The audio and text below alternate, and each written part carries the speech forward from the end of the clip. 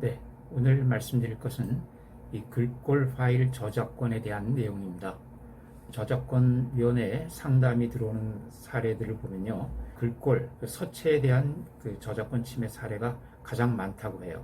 서체와 캐릭터 이 두 가지가 가장 상담이 많이 들어오는 그런 사례들인데, 그래서 오늘은 이 서체, 즉 글꼴과 관련된 저작권 문제에 대해서 아주 집중적으로 한번 다뤄보려고 합니다. 여러분들에게 제시해드린 이 슬라이드는 한국저작권위원회에서 나온 글꼴 파일 저작권 바로알기라는 조그마한 자료가 있어요. 그 자료에 나온 사례들을 제가 모아놓은 것입니다. 이 사례를 중심으로 해서 오늘 설명을 해나가도록 하겠습니다. 먼저 이제 앞부분에 보는 이 사례들은 저작권 침해가 인정된 사례고요.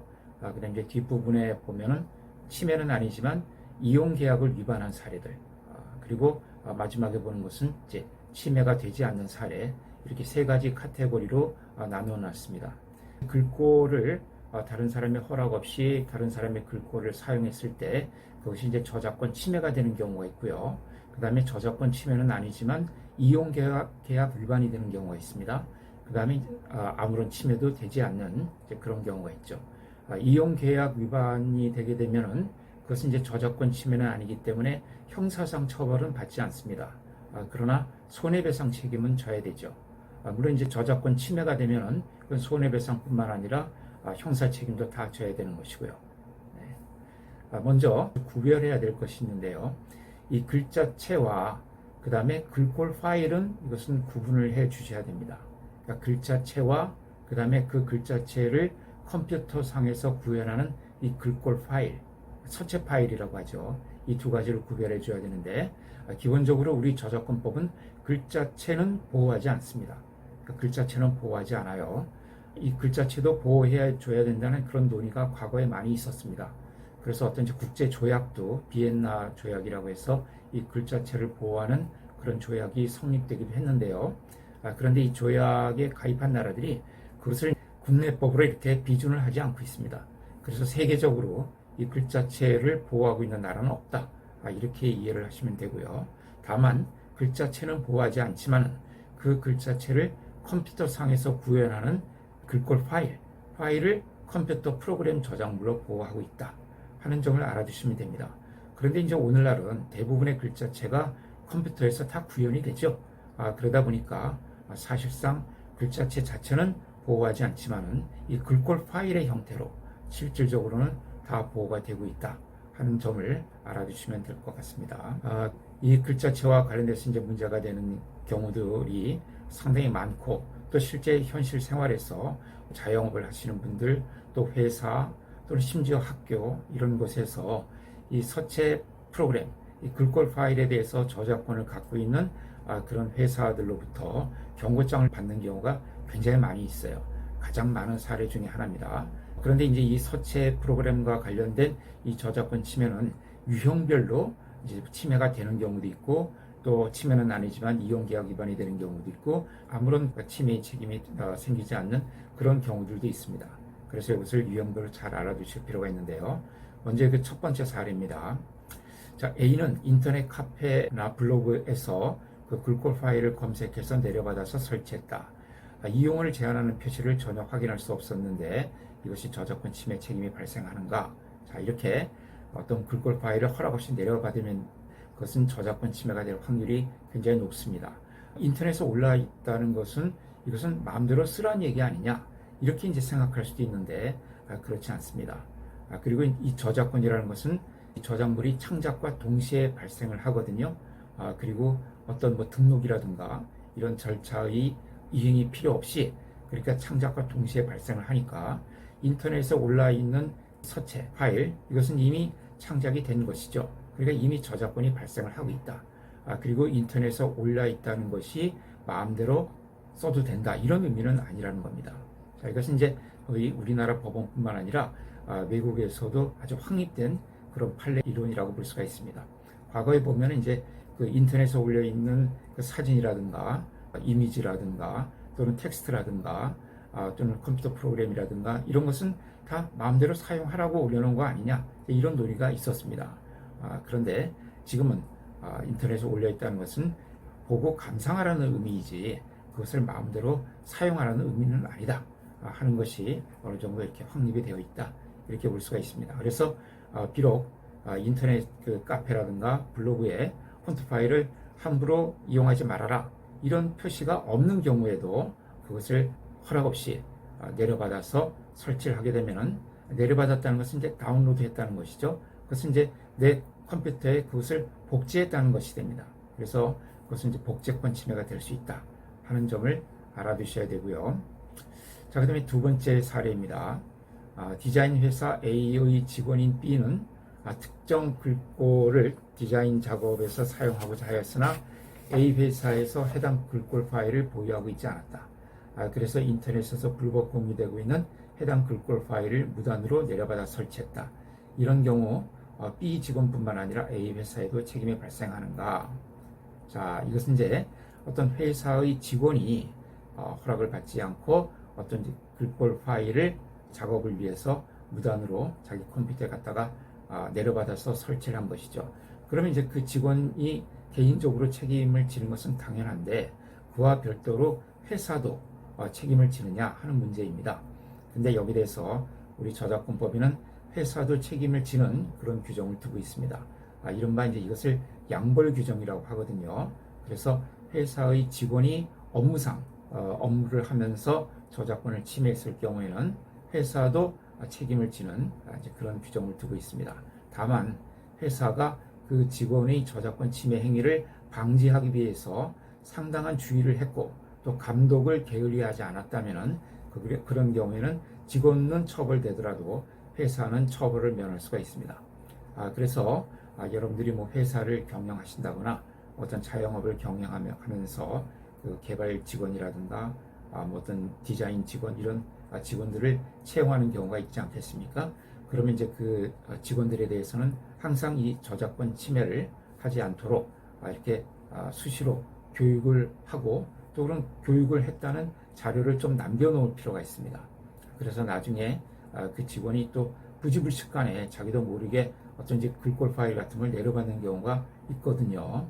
꼭 고의적이 아니라 하더라도 실수를 내려받는 경우도 있고 자신도 모르게 보유하고 있는 경우도 있기 때문에 그런 경우에 회사가 또는 사업주가 책임을 지지 않기 위해서는 평소에 직원들에 대해서 그런 이제 저작권 침해를 하지 않도록 감독을 하고 교육을 했다는 그런 자료를 남겨놓는다면은 나중에 회사와 직원이 함께 고발이 됐을 때 이제 유용한 자료가 되겠죠. 그래서 그런 자료를 통해서 회사에서 그 직원들에 대한 감독을 평소에도 잘 하고 있었다는 점이 입증이 된다 그러면은 회사는 책임을 면할 수가 있습니다. 자, 그 다음에 세 번째 사례입니다. 게임 개발업자인 A는 업무상 필요에 따라서 인쇄용 글꼴 파일을 구매했다. 그런데 그 후에 게임 개발에도 이 글꼴 파일을 사용했는데 게임에서 글꼴 파일이 직접 동작하도록 설계했다. 게임의 글꼴 파일을 포함해서 출시하게 되었는데 이게 저작권 문제가 발생하는가? 네. 당연히 이제 문제가 생길 수 있죠. A가 이제 구매한 것은 인쇄용 파일입니다. 그런데 그것을 인쇄용을 넘어서서 사용을 했고요. 또 그리고 그것을 직접 다른 사람에게 배포한 것이죠. 그래서 인쇄용으로만 사용하도록 되어 있는 그런 글꼴을 이 게임을 만들어서 그 게임에 이 글꼴 파일을 포함시켰다는 것이죠.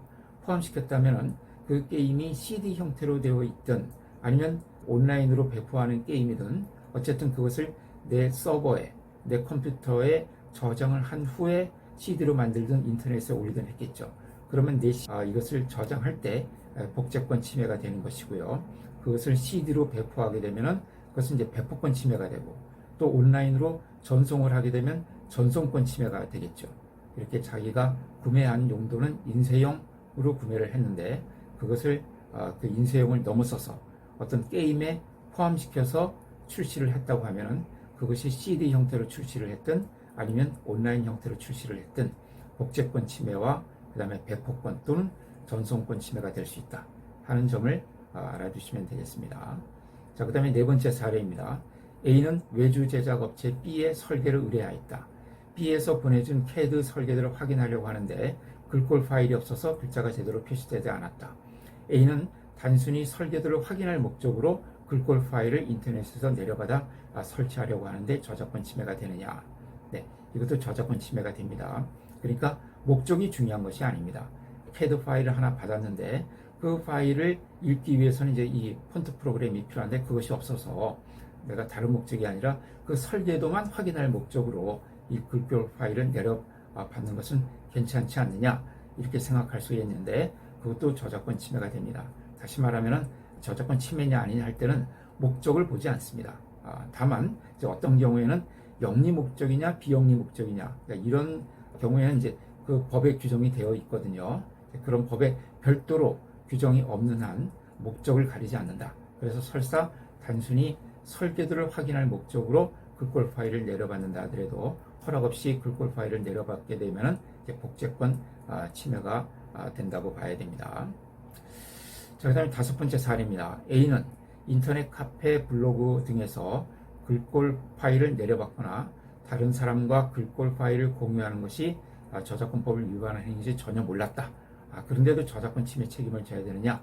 그러니까 이것이 저작권법을 위반하는 행위인지 나는 몰랐는데 그래도 저작권 침해 책임을 져야 되느냐? 책임을 져야 되죠. 법을 몰랐다는 것은 그것은 이제 변명이 되지가 않습니다. 그래서 그 법의 무지는 용서받지 못한다. 이런 격언이 있어요. 그래서 나는 이것이 침해가 되는지 죄가 되는지 몰랐다. 이것은 적법한 항변이 될 수가 없습니다. 자, 그 다음에 6번째 사례입니다. A는 비영리 개인 목적으로 저작물을 이용하는 것은 저작권 침해가 되지 않는다고 들었다. 그래서 사회관계망 서비스, SNS 페이지를 꾸미거나 스마트폰 글꼴 변경에 이용하기 위해서 인터넷에서 글꼴 파일을 내려받았다. 자, 이것은 이제 비영리 개인 목적으로 이제 글꼴 파일을 내려받은 것이죠. 이런 경우에도 저작권 침해가 되지 않느냐 하는 문제인데요. 우리 저작권법 30조에 보면은 사적 이용을 위한 복제의 경우에는 허용되는 규정이 있습니다. 그래서 이 공표된 저작물을 영리를 목적으로 하지 않고 개인적으로 이용하거나 또는 가정 및 이에 준하는 한정된 범위 안에서 이용하는 경우에는 복제할 수 있다. 이렇게 되어 있거든요. 그래서 영리를 목적으로 하지 않고 또 개인적으로 이용하거나 가정 및 이에 준하는 한정된 범위 안에서 이용하는 경우에는 복제할 수 있다. 이런 규정이 있는데, 자, 이것은 컴퓨터 프로그램 저작물의 경우에는 이 규정이 적용이 안 됩니다. 이 규정은 일반 저작물에 적용되는 규정이고요. 우리 컴퓨터 프로그램 저작물의 경우에는 영리를 목적으로 하지 않고 가정과 같은 한정된 장소에서 개인적으로 이용하는 경우에만 허용이 되는데, 다만 그 경우에도 프로그램의 종류라든가 복제된 부분이 차지하는 비중과 복제의 부수 등에 비추어서 그 프로그램이 저작권자의 이익을 부당하게 해치는 경우에는 그렇지 않다. 이렇게 되어 있거든요. 그래서 이제 이런 글꼴의 경우에는 가정용이라든가 또는 그 학생용 이렇게 해서 좀 저렴하게 판매하는 것들도 있거든요. 그렇다면 그것은 가정용이라고 하더라도 판매되는 것이기 때문에 그런 글꼴을 내려받게 되면은, 그것도 글꼴 전체를 내려받게 되면은 이것은 이제 권리자의 이익을 부당하게 해치는 경우에 해당이 됩니다. 대부분의 프로그램은 그렇다고 보셔야 돼요. 그래서 그 프로그램을 전체적으로 내려받는 것은 비록 그것이 영리를 목적으로 하지 않고 내가 가정에서만 쓰겠다고 하더라도 그것은 저작권 침해가 될 확률이 높다는 겁니다. 왜냐하면 이제 그 대부분의 프로그램들이 가정용이라고 해서 또 별도로 판매하는 것이 있거든요. 이제 그런 것을 그냥 허락 없이 사용한다는 것은 이제 무료로 사용하게 되는 것이죠. 이제 그런 것은 저작권자의 이익을 침해할 수가 있다 하는 점을 알아두셔야 됩니다.